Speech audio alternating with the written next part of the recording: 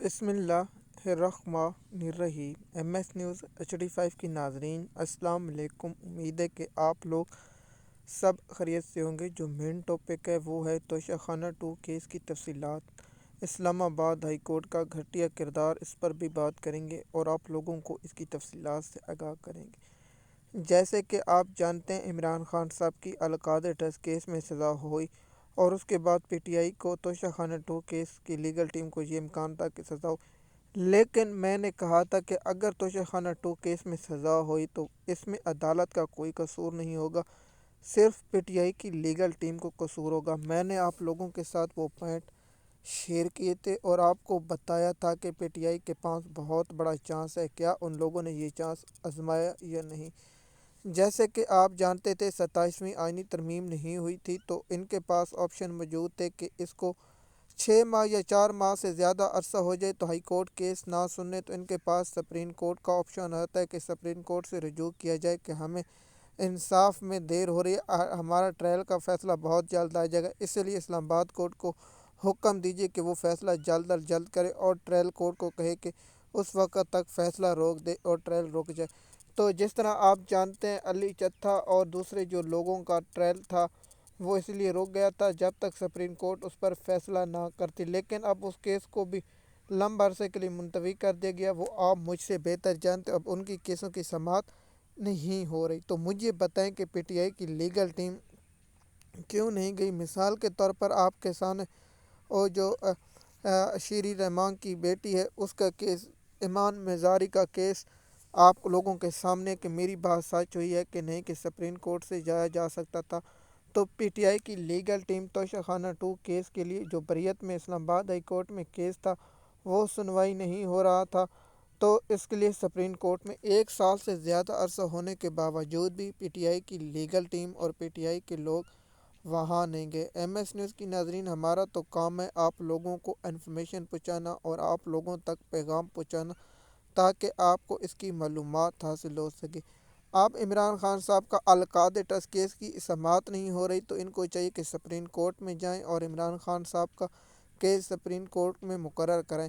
تو جس طرح GH کو حملہ کیس یا 9 مئی کے اور کیسوں کی جو نہیں سنوائی ہو رہی، تو اس لیے عمران خان صاحب کی لیگل ٹیم اور PTI کی لیگل ٹیم سپریم کورٹ نہ آئینی عدالت میں نہیں جا سکتی۔ میں نے پہلے کہا تھا کہ بن چکے یا عدالتوں کو مکمل طور پر بائیکاٹ کریں اور پریس کانفرنس روزانہ کی بنیاد پر کریں۔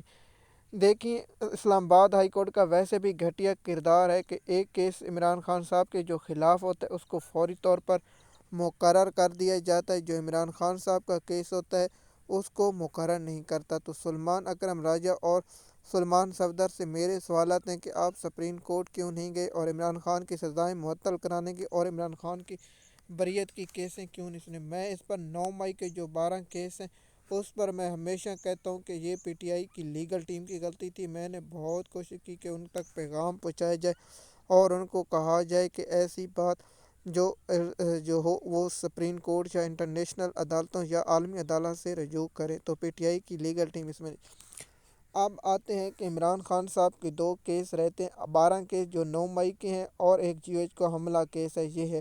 یہ انتہائی اہم کیس ہیں، ان میں عمران خان کو سزا سنائی جائے گی اور اس کے بعد عمران خان صاحب کے کیس القادر ٹرسٹ کیس میں سزا ہے اور اس کے بعد عمران خان کو توشہ خانہ 2 کیس ہے۔ اب عمران خان کے 9 مئی کے کیسوں کو سماعت کے لیے مقرر کیا جائے گا اور سنایا جائے گا۔ جیسے کہ آپ جانتے ہیں عمر سرفراز چیمہ اور ڈاکٹر یاسمین راشد، اعجاز چودھری اور محمود رشید کو سزا سنائی گئی ہے اور شاہ محمود قریشی کو بری کیا گیا۔